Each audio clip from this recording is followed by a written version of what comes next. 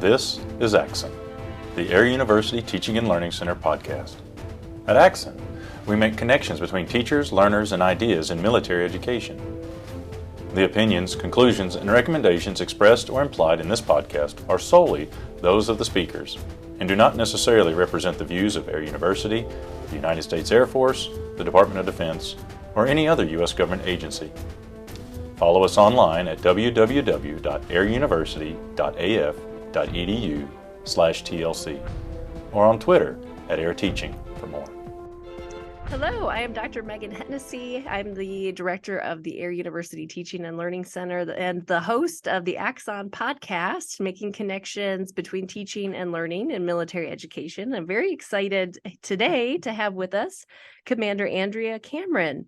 Commander Cameron is a permanent military professor teaching policy analysis in the National Security Affairs Department at the U.S. Naval War College. Go Navy, beat Army. She is the founding director of the Climate and Human Security Studies Group and teaches on climate change and national security.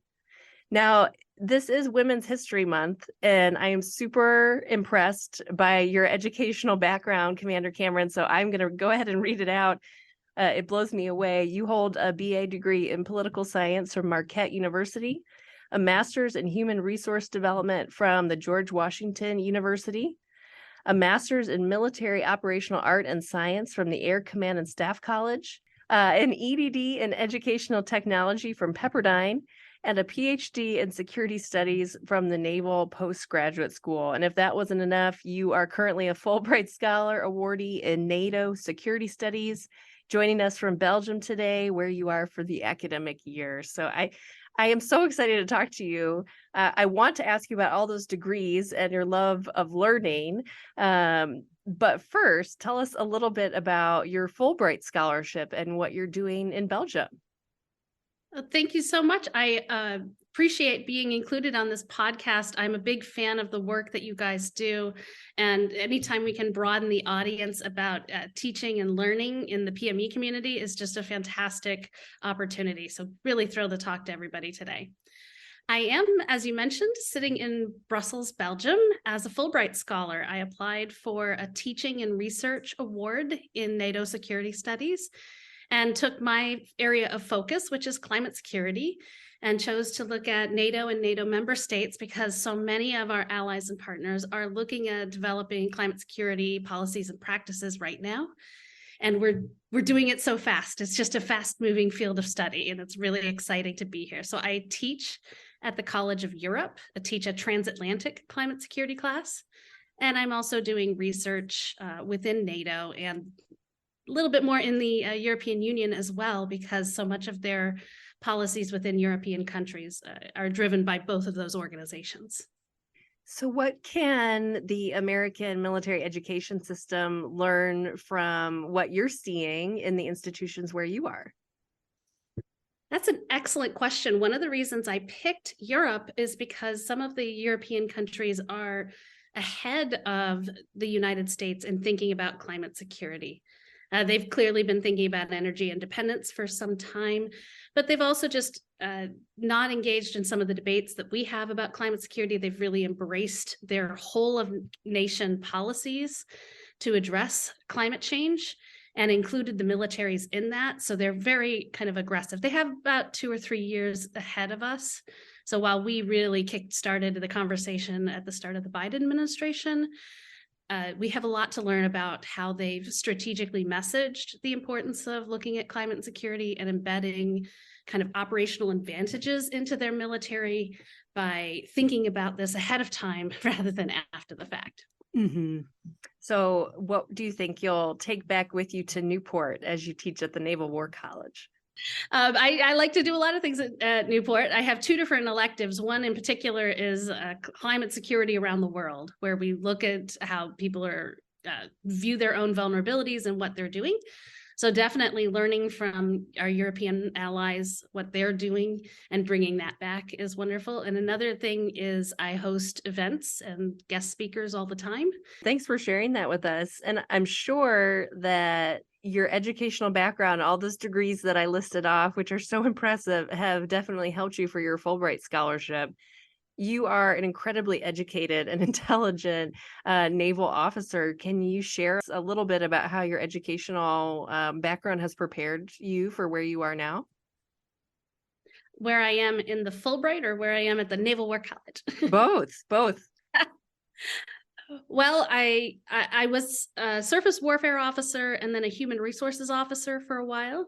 And while I was a human resources officer is when I got those degrees in human resource development and educational technology, which are two skills that are just help any career path you have. Knowing how you can work with your workforce and develop them is just incredibly important, especially for the military. One, to get your mission done, and two, to keep the morale high of your people, to know how to work with them.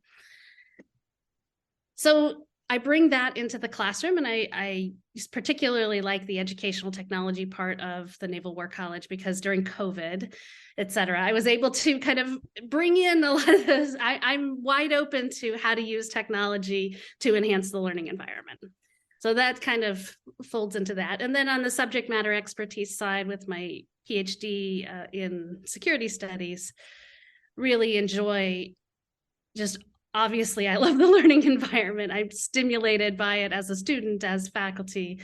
Anyone I can have these kind of deep, rich discussions with about these kind of concepts and how we can use them to make, in my world, the US government make better decisions and propel conversations forward. That's incredibly important. And I really like giving that to PME students because that's where we are in the PME environment, teaching them about their next leadership position and teaching them about their next staff positions and how to really navigate the policy environment to be effective at their jobs. Mm-hmm. Thank you. Yes. And I should say that I first met you when you reached out asking for information about the Military Scholarship of Teaching and Learning Forum. And I was so excited because you came to us with a topic that we had never seen in the program before, which is your area of expertise. So climate, excuse me, climate and security studies and the relationship between those things. Can you tell us a little bit about your role as director of the Climate and Human Security Group at the Naval War College? Absolutely. I started the group almost 5 years ago. So we started as Human Security Studies Group, and I really wanted a forum. We have other studies groups, but they're all regionally focused. And I thought, well, let's have a topically focused studies group because I kept talking to other people on campus who are really interested in that, and we didn't have a way to get together and organize. So we started our Human Security Studies Group, and within about 6 months, I realized the things we were sharing and discussing were really climate focused.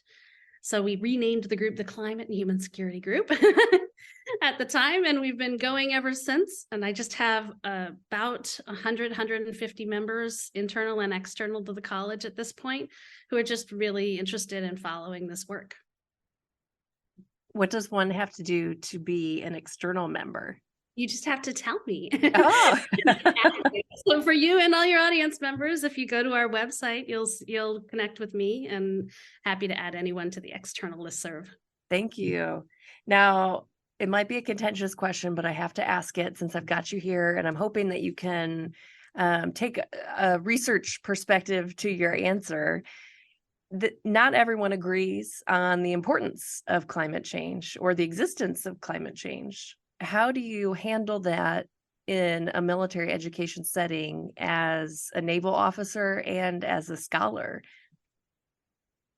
I think that's an excellent question. About 10 years ago, people who were kind of interested in starting in this space were almost shut down by climate deniers, which is why if you look across the PME institutions, you just don't see the development of any expertise in this space. I answer it two ways. So one, whether we teach it or not, students are interested. I know this is happening at your institution. It happens at mine. Whether I teach electives or not, within the core curriculum, when you have students have some latitude in what their paper topics are, you will get ones that want to talk and write about climate security, which is wonderful.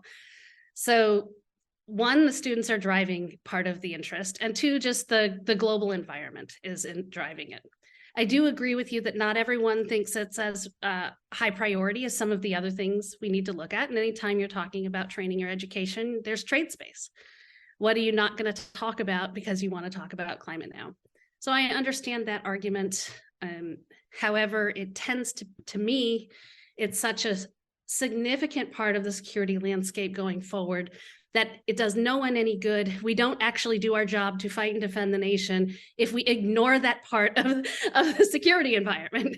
So it has to have at least some place in the education. And whatever the courses are that teach about the contemporary broad security environment, it has to be one piece of that broader landscape. Hear, hear. Thank you.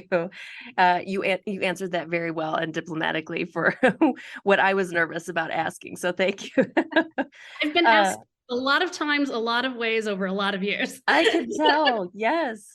I mean, so you're in Belgium now, you're in Brussels, you're doing your Fulbright scholarship, and you also have obviously a lot of experience in working with our international partners and allies. What are some of the conversations that they are having in their PME environments about this same topic? Excellent question. They have a lot of conversations, but they're a little bit more regionally oriented. The US, we look globally. When I teach our climate security around the world, we look every corner of the world. However, they will tend to look maybe what we would call inside their own, how we organize as geographic combatant commands or their own neighborhood. And it actually makes it a little easier because you're not talking about the Arctic and desertification all in one breath. You're talking about very specific threats. We have water security issues, we have fires, we have a drought, and that makes they've lived their regional security for years, so they know what they are and they know how they're connected to the security environment so much more than we do. And because of that, you're not having a debate about what the issue is, you're having a wonderful conversation about what can be done about it. Thank you. Yes, I can imagine how that would be a more focused and also very helpful approach to take the regional outlook. But obviously, we have the challenge of having to take all of the regions into account, right? So this seems very overwhelming, perhaps, for people who are coming in as military educators into PME spaces. Is there, a set route or protocol or process or curriculum similar to what we've seen from other special areas of emphasis or even the women peacekeeping and security community? Does that exist for this area of study? It does not currently exist, but it's kind of in development. So we did try to have a special area of interest. It made it most of the way through the pipeline, but did not get released in this latest one. The argument for that being that, we have this climate adaptation plan, which sets forth the demand signal for more climate education. So we don't need a special one, but I'm not sure how much that permeates through the PME as much as a special area of interest or emphasis would. That being said, there is the climate literacy sub-working group that's happening at the DoD-wide level. And we're having a lot of conversations about if we're trying to expand climate literacy across and into the force at all levels, how do we do that? What is it that people need to know? And through that, we have conversations about kind of the people who are building climate education are like, well, nobody knows about it except for climate scientists. And they tend to want to teach the climate science. But that may not be what, the helicopter pilots or the acquisition officers need to know. So then we have a conversation about when do they need to know it? Do they need to know it when they join? Do they need to know it when they're at the PME stage or higher level? So that's part of the conversation, the what and the when. And then the how, how do we reach as many as possible? Do we try and reach 100% of the force? Do we try and reach top leaders and it percolates down or rely on young people who are naturally interested and it goes from the grassroots? So these are all of the conversations that we're having literally right now because we're just still in that moment of forming this type of thing. Either way, everyone says, how do you define climate security? And there's two ways I tend to look at it. And one is pretty intuitive, that climate change will alter the security landscape. The geopolitical situation is going to shift because of climate change and how it affects different countries. And most people tend to agree with that and understand that intuitively. So now it's a question of what does that mean for them? And the second part of it, which is still in its nascent form, is how climate change really affects militaries. How does it affect our operations, how our planes fly, how our forces need to move in the desert, whether our Humvees can operate under certain heat or cold conditions, et cetera. And I think it's that operational piece that is talked about a lot less and where there's a lot of room for growth. Which is usually the opposite of what happens in PME, at least from my experience. Everyone dives into the tactics and operations before the bigger picture. So it's interesting that this is sort of a reversal or a switch. And I think it's a function a little bit of the reluctance to talk about it. But as soon as you talk about it, it amazes me. I think every single student without fail has said, oh yeah, I've been affected by something. A storm hit my base. We had to move somewhere else because of wildfires. We had to change our deployment, path. I'm on a ship. So, we had to move different across the ocean because of something we were trying to avoid. Or we got redirected for a humanitarian assistance mission. I think without fail, everyone has mentioned something that has happened to them, whether it's a Black Flag Day in a training institution, or a power outage, et cetera. So when I was at Defense Information School, DINFOS, for the Navy, as a Navy PAO, our first assignment as a team was to come up with a communication plan about how the sea level was rising at Norfolk. And that's not something I ever would have thought about before, but clearly has significant impact on a lot of operations. So thank you for helping us to think about those things, not just at the tactical operational level, but also the bigger picture, the regional picture, and the global picture. Can you describe some of your challenges specific to working on this topic and your area of expertise in military education? Have there been any obstacles? And how did you face them? Any pushback? Not as much anymore. Previously, and of course you face it with high level command endorsement, which helps when the president of the United States says this is a priority. Then you have plenty of top cover to explore it, whether people want to jump in or not. And I've taken an approach twofold. One, everything I do is voluntary. If you don't want to be part of the group, don't be part of the group. It's a forum for people who are interested. And the other thing I do, I host a lot of talks and conferences. Everything I do is free and open to the public so that I can broaden the audience as much as possible. If you are interested in the subject, you have a place to get information about it. And so I don't want to have 20 of the smartest academics get in a closed door room and have a great conversation, because no doubt it would be an exceptional conversation. I'm always impressed with my conferences. I have, say, 600 people show up to an online conference, and then I will get a couple thousand views on the YouTube recording of it, which is exactly, so one, just the real-time engagement is fantastic. And the fact that I can have a fourfold audience just by hitting the record button is phenomenal. And the more we have people understanding this, the better. I think that's super validating feedback that you're doing the right thing at the right time. So thank you for being the champion on behalf of PME, but also just, your own research and representing that so well to such a wide audience. What's next for you on the research front? What are you looking into right now? I'm looking at climate security policy development. That's really my focus. The landscape for that is, the background perhaps, is more, there was a little push for this at the end of the Biden administration, and almost all work toward this space stalled during the Trump administration because there wasn't the high level interest. In fact, there might have even been discouragement.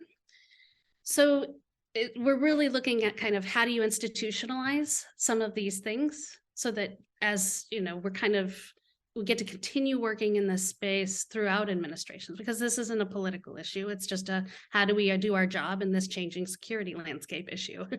And we want to do our job as best as possible. So I think institutionalizing as much as possible, so through climate security policies and practices and procedures and strategies, et cetera, that's where my research is. And the second part of that is probably an element of strategic communications. How do you talk about this in a way that most of the force will understand why it's important to them is another piece. And that's something the Europeans have kind of really excelled at, because they have a couple more years of testing messages, et cetera. Is that, you use the verbiage climate literacy. Is that what you mean by that? A little bit, yes. In general, the climate literacy term is being adopted by the DoD and across the government, just as the words of saying, how do we educate the entire federal government on climate change? It seems like an impossible task. Tell us some victories that you've seen to help us feel like we're making movement and progress. Well, you can see it in both just kind of informal, what people are interested in, and whether they are participating either within workspace conversations or even private conversations. A lot of the engagement for most of this happens at your local community level, not something you're doing with respect to your job. But both of those are ways that people are getting increasingly engaged in the subject. And you also have just a lot of leaders who are talking about it more, which was just permeate through the entire structure of the DoD. So those are two examples of ways I'm encouraged that these will, last longer than any particular administration. Yes, I think we've seen that apply to many different topics and areas of interest, and not just climate and security studies. The messaging, it seems so important. Is there something that individual faculty and PME institutions can do around that messaging in the way that they talk about this topic in their classes that would be impactful? I think the biggest message is people somehow making a false dichotomy as either you are kind of climate conscious or green, or you're operationally effective. And this is something that I think the Europeans have excelled at, is really saying, no, by making certain changes and increasing your sustainability and your resilience in the operational field, you are better, you are more competitive. You have an operational advantage by being able to stay on station for more duration than your rival. So if you kind of are able to teach this in a way where you remove the either or part of the conversation and say, no, this is the next step in warfare, then you are helping yourself and your students understand the relevance better. That's so well said, and I'm going to be thinking about that now for a while. Thank you. Zooming out a little bit, but also in on you as an individual, if I can ask, you've had such an interesting and varied career to date, not just your educational achievements, but also in your professional life.